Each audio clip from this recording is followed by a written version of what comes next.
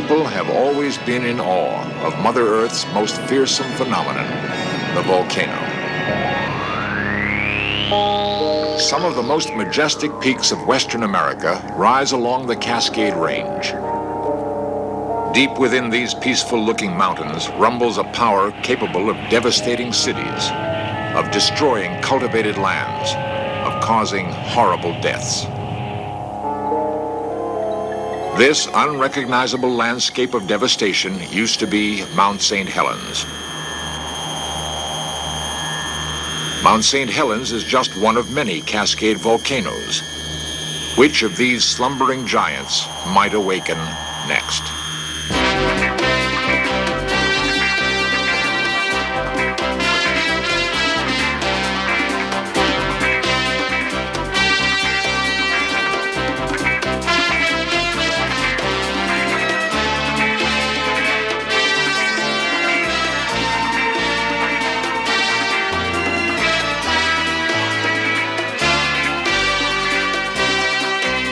This series presents information based in part on theory and conjecture.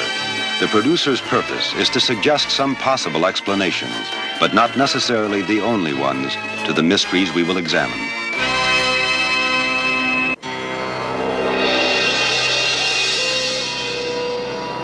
The towering splendor that was Mount St. Helens. Her green slopes were the home for thousands of forest creatures, the refuge of nature lovers. Thousands hiked her trails. Families camped beneath her trees. Loggers harvested her vast forests. Vacationers came to fish along the banks of Spirit Lake, nestled high on the slope of the mountain. The waters of Spirit Lake feed the Toutle River, which winds down the mountain and through the valley towns below.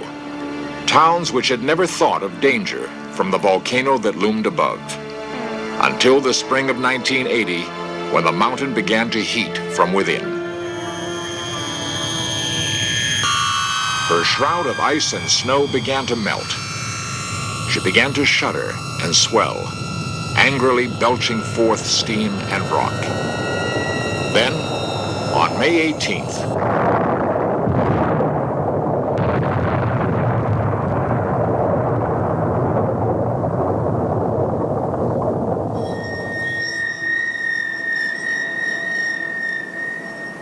it was one of the most powerful volcanic blasts ever recorded.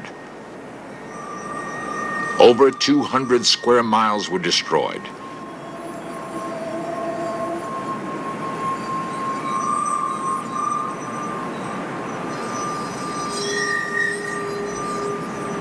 The entire wildlife population was buried beneath billions of tons of ash and rock, or burned to death by the incredible heat of the explosion.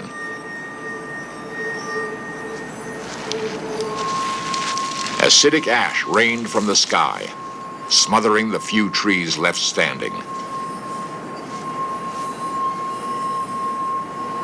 The icy blue water of Spirit Lake turned to boiling gray mud. It surged over its banks, combining with the enormous volume of glacial melt. This wall of water and mud raced through the bed of the Toutle River, inundating the countryside below, devastating farms, homes, and lifestyles.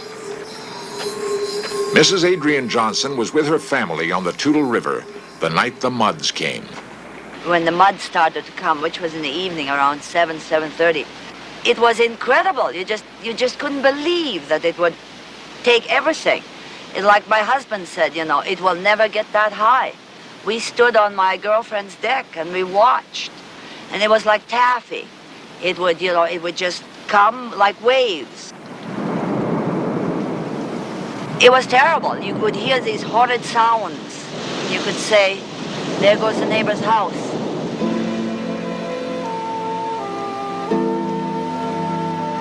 We used to have neighbors here. Now the only time that they come by is to see if they can salvage something. The solitude now, it is just devastation. You get up in the morning and all you see is destruction.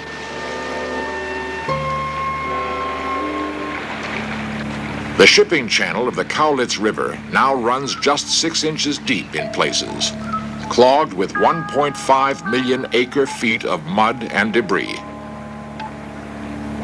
Nearly 500,000 fish died from suffocation and heat. Hundreds of human lives might also have been lost were it not for the planning of people like Cowlitz County Sheriff Les Nelson. We started our action, of course, with this volcano. Most people relate to it as being of May the 18th. March is when this department had to start thinking about getting into action, and because of the threat and the information that we received, of course, we were concerned about our people. An evacuation plan was developed. Warning brochures were distributed. The county went into action. Involved in these activities was Under Sheriff William Stewart. Prior to the eruption on May the 18th, we had set up several roadblocks into the dangerous areas around the mountain, warning people who came to those roadblocks that it was dangerous. Yet they still went in, and we feel that a lot of the ones that are still missing are there because of ignoring our warnings. Yes, people did die at Mount St. Helens. Many are still missing. Luckily, though, there are no towns dotting her hillside or lying at her base, like those at Mount Rainier, Mount Hood, or Mount Shasta. How many lives might be lost when those mountains erupt? When Mount St. Helens last erupted in 1857, her activity continued for 25 years. This time, how long will her rumbling go on? We're still on an alert where we're not comfortable. My personal feeling, and that's all that I'm expressing here, however, based on some conversations with the geologists, is that I think the mountain's going to blow again. Maybe not in the magnitude, but I don't think that thing's ready to go back to sleep. At Centers for Volcanic Study, like the University of Oregon, much knowledge has been gained. Molten material is tested. Rocks are analyzed. Temperatures and measurements are taken. But a real understanding of the volcano still eludes the scientists. Noted volcanologist Dr. Alex McBurney of the University of Oregon. Basically, a volcano is any vent through the Earth's crust by which molten material is able to rise to the surface and flow out. There are many different types of volcanic activity, all closely linked, which correspond to distinct types of volcanoes. Shield volcanoes are built up from very fluid magma, which escapes from a tubular vent and pours out in all directions. The shield volcanoes of Hawaii often produce flows of lava, which cover everything in their path. Stratovolcanoes include all volcanic cones formed by alternating lava flows and accumulations of fragmentary material, such as Black Butte in Northern California. The type of eruption that occurred on Mount St. Helens is the most deadly. It is known as a Palean explosion. The activity that started in March at Mount St. Helens was not altogether unusual for that type of volcano. The same is true of Mount Rainier, for example. It's had a number of large eruptions of this kind in the past. You can't predict with any precision whether another eruption like this might happen elsewhere in the Cascades. One of the things that we did learn in this eruption is that it's very dangerous to make any kind of predictions or even generalities on what a volcano might do.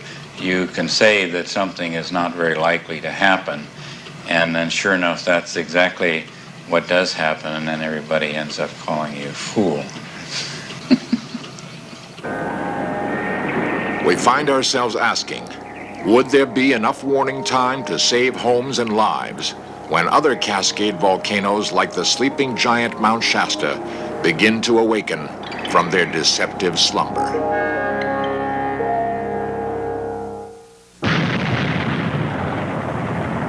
In 1883, Indonesia's Krakatoa erupted with an explosion considerably larger than this one recorded in 1927. it was heard nearly 3,000 miles away.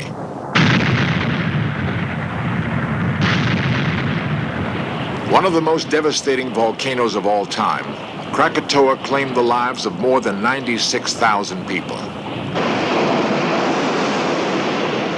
The volcano produced such large quantities of material that parts of the Indian Ocean became impassable.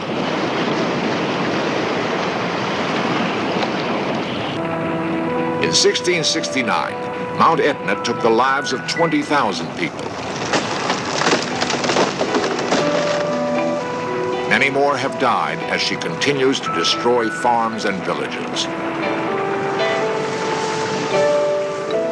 In 1902, the city of St. Pierre was totally destroyed by neighboring Mount Pelée.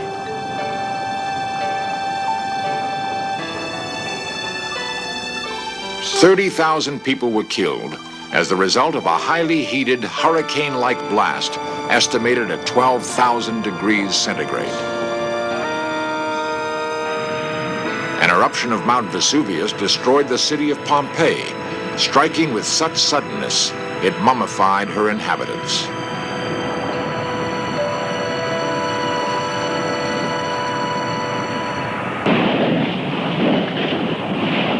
How many more lives will be lost to these rivers of lava as they are released from deep within the bowels of the earth? The tropical paradise of the Hawaiian Islands is in reality the top of the greatest volcanic mountain range in the world. Tourists come to these islands to peer into the very heart of the volcano, taunting its deadly force. The people of these islands have learned to coexist with this continual reminder of Mother Nature's power. Do we know enough about volcanoes here or anywhere else in the world to be really secure, to be able to relax believing we would be warned in time should a volcano erupt with deadly force? Scientists tell us that the Cascade Range of the American Northwest is a time bomb of volcanic activity. These volcanoes may erupt within 200 years or 2 days. Which one will next erupt? The ethereal Mount Hood last erupted in 1801. Will her future activity bring death to hundreds of thousands? Mount Mazama was totally destroyed in her last eruption, leaving only the shimmering crater lake. When will the stillness of her waters be shattered from within? The ice-laden Mount Rainier was last heard from in 1882. If she were to erupt tomorrow, what would happen to the populations of Seattle, Tacoma, Olympia? Mount Shasta, the mystery mountain of California, last erupted 200 years ago. Will she last another year? The area around Mount Shasta is a lush recreational region. Her slopes welcome skiers in the winter. The air here is clean. The fishing is great. The hunting is some of the best. And the risk of death by a volcanic eruption is far greater than at Mount St. Helens. Yet people seem to have balanced this risk with the joys of living here. 12,000 people make their homes in the towns that lie in the shadow of Mount Shasta. When Mount Shasta erupts, scientists predict with certainty that these towns will be devastated. The towns of Weed, Mount Shasta, McLeod, and Dunsmuir. The inhabitants of these towns have come to accept their situation and have developed emergency plans. What if Mount Shasta were the next to erupt? Would its beauty be destroyed, leaving a path of desolation like that of Mount St. Helens? How many lives would be lost? Would the people of the neighboring towns at the very base of Mount Shasta be warned in time to escape?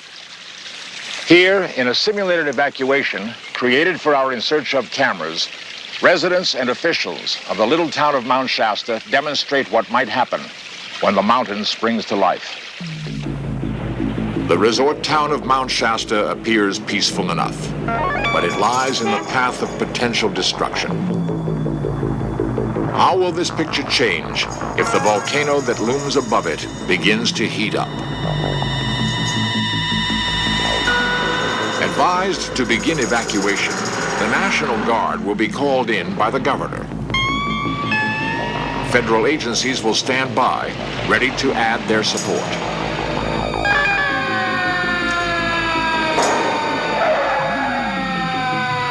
Local officials will put their well-rehearsed evacuation plans to work. Nita, GSA said the mountain's going to go. Give this to the highway control. Attention, all Okay, I'm on my way. Attention, all units. Stand by for emergency broadcast. All units begin evacuation procedures. Evacuate. Evacuate. Evacuate this area immediately. Citizens realize that these plans are what stand between their personal safety and certain disaster.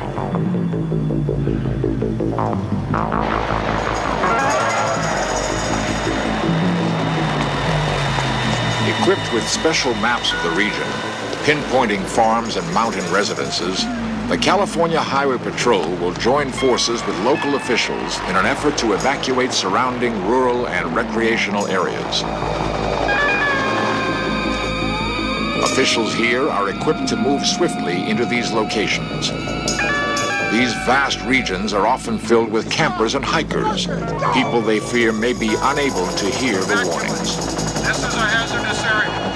Must evacuate. Evacuate. Evacuate immediately. Evacuate. This area is closed. We've got two more.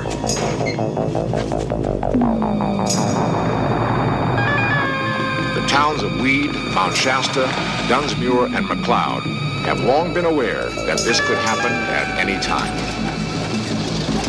Local leaders are confident that their residents can be evacuated without incident.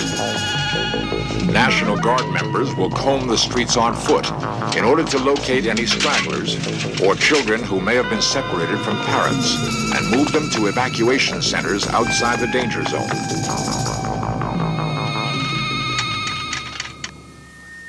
If all goes as planned, the warnings will be heeded. The streets will be deserted within hours. An eerie stillness will hang over the empty town as it waits for the inevitable.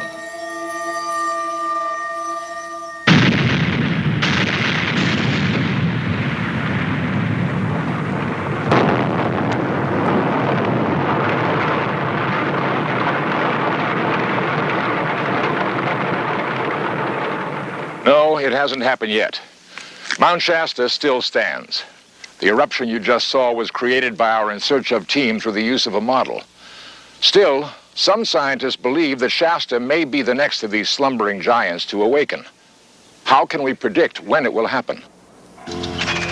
The seismograph gives scientists an indication of volcanic activity, but it has not proven to be an accurate tool of prediction. Volcanologists are developing the magnetometer. They feel this instrument's predictive accuracy can be proven. However, will magnetometers be distributed throughout the Cascade Range in time? With all of their machinery and knowledge, scientists were unable to predict Mount St. Helens eruption. Perhaps there is another predictive tool that should be explored, the human mind. With her sensitivity to harmonic tremors, Charlotte King displays an amazing accuracy. I started out with a severe migraine headache, which I've had since the 18th of March. And ever since that time element, the pain has increased and decreased with the mountain activity. And prior to the 18th, on the Friday before, the pores in the back of my hands opened up and I had bleeding in the capillaries on my hands and my cheeks. I had a severe headache. I was beginning to tilt a little bit to the left of my body. I was having trouble maintaining balance. And when the evening of the 17th arrived, I got up to turn the TV station about 8 o'clock and directly walked right into a wall. At that point, I made a phone call to the TV station and told them it would go within 12 hours. 12 hours and 12 minutes later, the eruption of May 18th occurred. As we watched, our In Search of cameras captured one of Charlotte's remarkable experiences. Oh, something must be happening on the mountain right now because the pain is very intense.